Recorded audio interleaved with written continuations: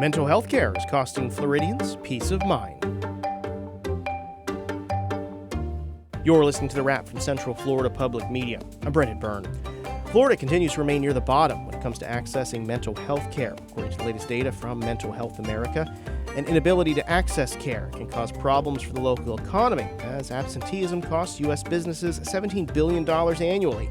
Paying for care in Central Florida, like therapy sessions for mental health concerns like anxiety or depression, can cost up to $200 per session. However, for people that are suffering from chronic mental illnesses like schizophrenia, bipolar disorder, it can range into the tens of thousands for treatment costs. The cost of mental health. That's ahead on The Wrap. The big stories this week from Central Florida Public Media. But first, these news headlines.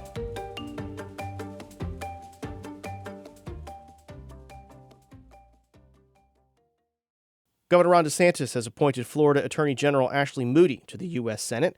Central Florida Public Media's Luis Alfredo Garcia reports Moody will replace Senator Marco Rubio after President-elect Trump nominated him as Secretary of State. Governor DeSantis says in her 6 years of service, not once has Moody let him down. In making the appointment, he cited her support of Republican-backed stances on immigration and voter fraud and her role in the defeat of state amendments in November's election that tackled recreational marijuana and abortion. The Plant City native says she's ready to support President-elect Donald Trump on day one. That includes reining in federal spending and minimizing the role of bureaucrats in decision-making. And we will all work to protect the American people and make all of our cities and states stronger and safer together. And so I have one message right now to President Trump and to my new colleagues on the United States Senate. America first. Let's get it done. DeSantis said his chief of staff, James Uthmeyer, is at the top of the list to step into Moody's position, but he cannot officially appoint him yet. Luis Alfredo Garcia, Central Florida Public Media. Governor Ron DeSantis called for a special legislative session this month to implement strict immigration policies in the state. The move comes as President-elect Donald Trump has promised bold action when it comes to immigration, and DeSantis is calling on the legislature to pass laws that will help carry out these upcoming federal regulations.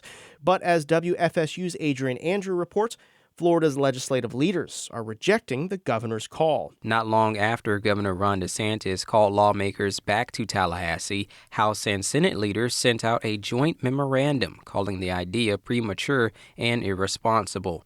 Their statement is in response to DeSantis scheduling the special session for the week after Donald Trump's presidential inauguration. The governor said on Monday that he wanted to ensure lawmakers were ready for potential immigration reform. We have a responsibility to be in this fight. State and local officials in Florida must help the Trump administration enforce our nation's immigration laws. DeSantis expects Trump to make sweeping changes around immigration on day one. He also called a special session to address the rising cost of condominiums, provide relief to hurricane victims, and tweak the ballot initiative process. State lawmakers want to discuss everything in March during the regular session. For WFSU News, I'm Adrian Andrews. After nearly a decade of development, Blue Origin launched its massive new rocket, New Glenn, from Cape Canaveral Space Force Station. Central Florida Public Media's Marion Summerall reports the 32-story rocket successfully reached orbit on its first flight after launching Thursday morning. With 7 reusable engines and the ability to carry 45 tons of payloads into low Earth orbit, it is Blue Origin's largest rocket. New Glenn launched from Complex 36 at Cape Canaveral. Blue Origin attempted to land its first stage booster at sea. Separated from the rocket, but missed the landing. That was Central Florida Public Media's Marion Summerall reporting. These stories and more on our website. Visit cfpublic.org.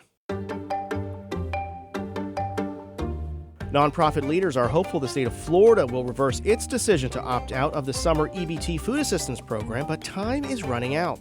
This is a decision that is critical to low-income children and would benefit immensely local and state economies. The federal program could help some 2 million children facing food insecurity here in Florida. The state must apply by February 15th.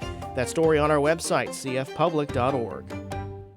Paying for mental health care with or without insurance in Central Florida can be costly. That's in part why Yasmin Flatterstein co-founded Peer Support in Orlando, which offers daily peer support gatherings.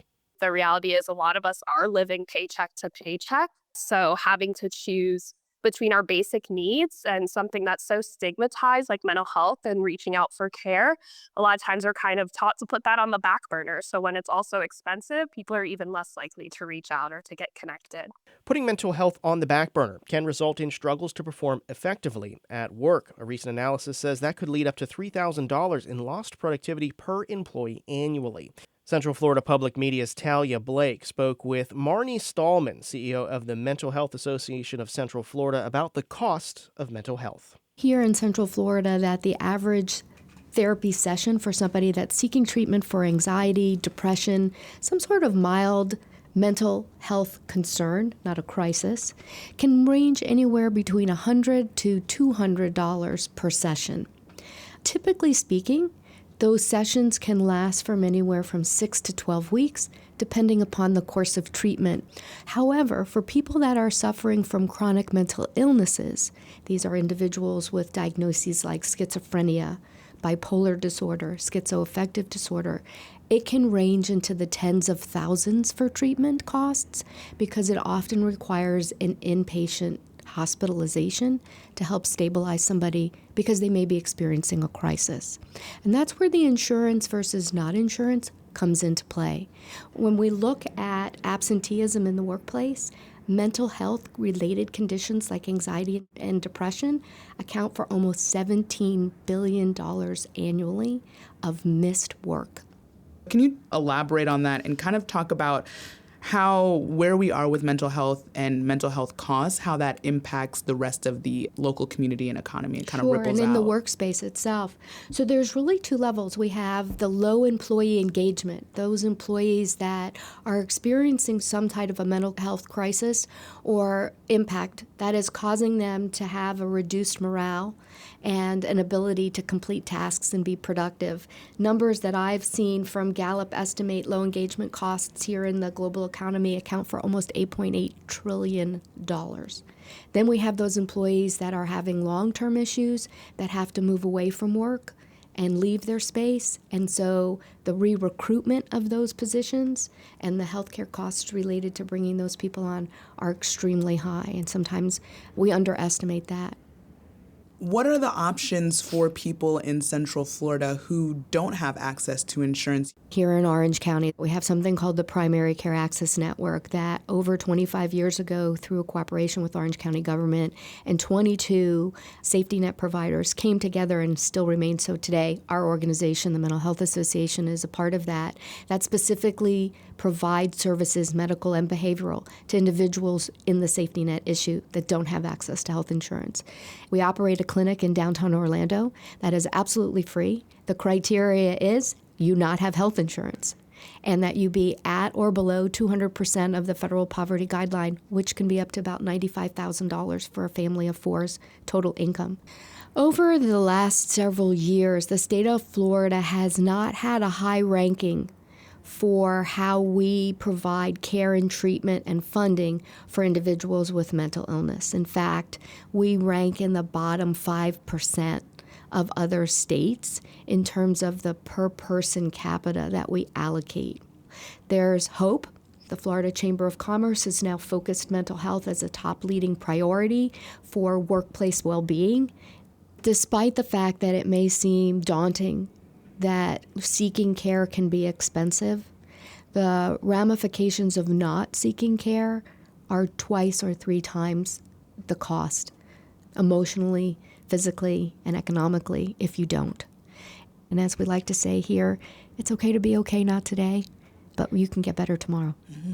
Mm-hmm. It's okay to not be okay. Correct. Mm-hmm. Marnie Stallman, thank you so much for talking with me today. Thanks for having me. That was Marnie Stallman, CEO of the Mental Health Association of Central Florida, speaking with Central Florida Public Media's Talia Blake. A more in-depth version of that conversation is on our website. Visit cfpublic.org. That's it for The Wrap this week. This podcast was produced by Central Florida Public Media with assistance from News Director LaToya Dennis and Digital Director Ryan Ellison. I'm Brendan Byrne. This is The Wrap.